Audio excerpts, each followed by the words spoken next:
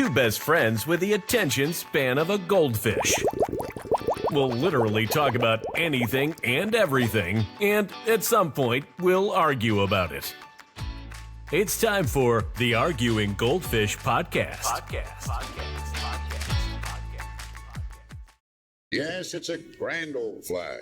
And yes, it's been a high-flying flag. And yes, it's had its price. Throughout history, the conquering or sustaining victor in battle has been best symbolized by that victor, as they say, flying its colors.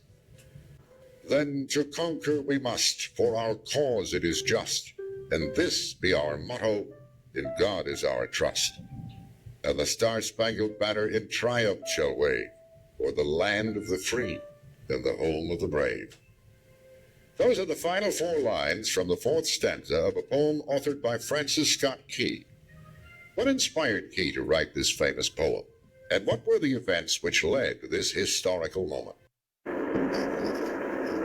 The War of 1812, what some historians have called the Second American Revolution, was declared by Congress on June 18, 1812, to preserve free trade and sailors' rights.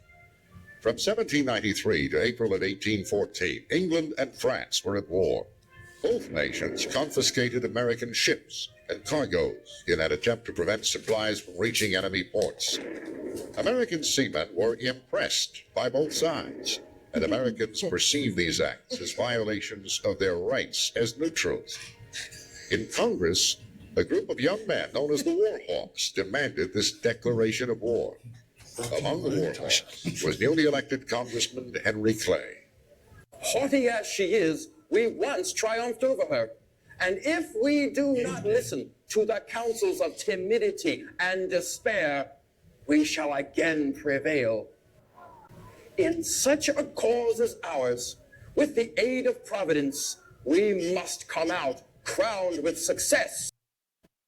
But if we fail, let us fail like men, lash ourselves to our gallant tars, and together expire in one common struggle for seamen's rights and free trade.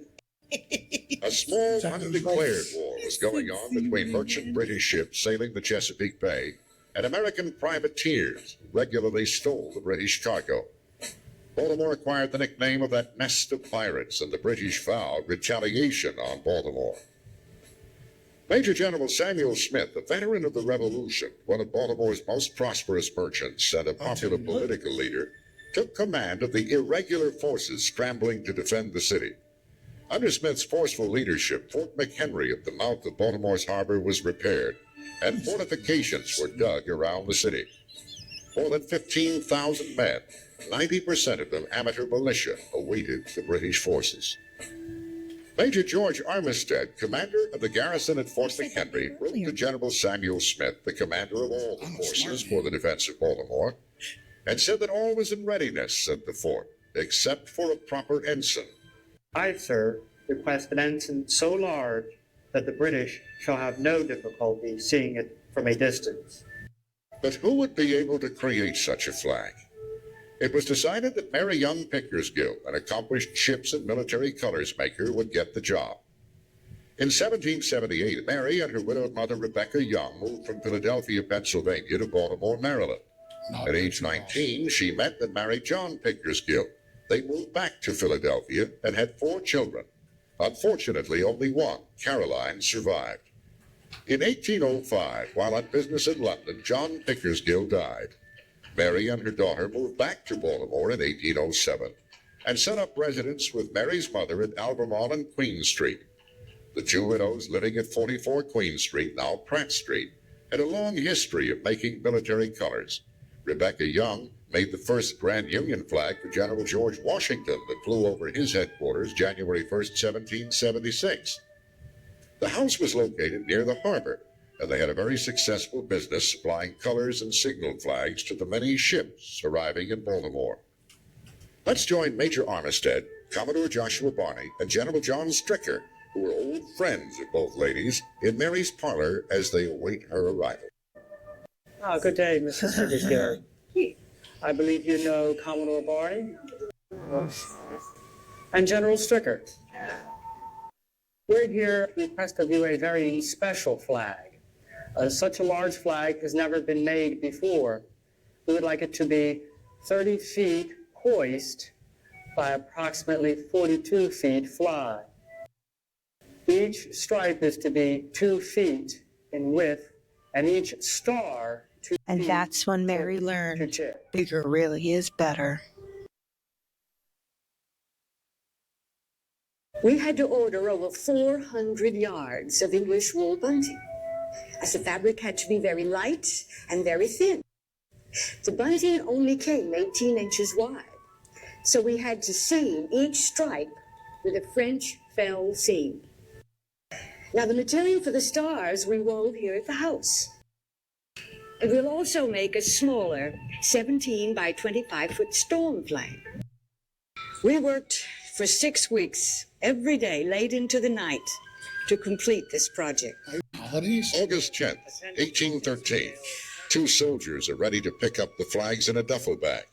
Major Armistead gives Mary a purchase order. The major thanks Mary for finishing the work in only 6 weeks. After the British had defeated Napoleon, thousands of battle-tested English soldiers and sailors were shipped across the Atlantic to seek a swift, decisive victory in Washington, D.C. and Baltimore. In August 1814, British forces under Admiral Sir Alexander Cochrane sailed up the Patuxent River, landed at Benedict, Maryland, and headed for Washington with Major General Robert Ross at their head.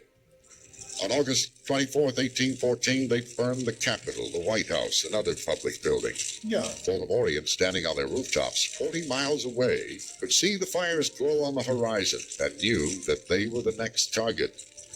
With such a glorious victory behind them, the British decided to attack Baltimore, their most hated enemy town. September 12th, 1814, the British landed 4,500 seasoned troops at North Point, under the command of General Robert Ross. They advanced up North Point Road, where General Ross, leading an advanced guard, was shot and died. Now under the command of Colonel Arthur Brooke, the British advanced to General Stricker's first line of defense near Trap Road at Bolden Farm. With cannon and rockets, they forced Stricker to withdraw to the main line of defense at Hampstead Hill, now known as Patterson Park. The first encounter cost the British 340 men and their 48-year-old general. As darkness fell, it started to rain. The British made camp along the Philadelphia Road. The next morning, September 13th, Colonel Brooke started his advance on Hampstead Hill, but decided that he needed help from the naval ships that had moved up the Patapsco River in range of Fort McHenry. He waited in vain, as no help arrived. The fleet had moved within 2 3/4 miles of the fort, just out of the fort's cannon range, but within their range. All day and into the night, rockets and bursting bombs, 10 and 13-inch mortar shells, 1,800 in all, exploded over the fort.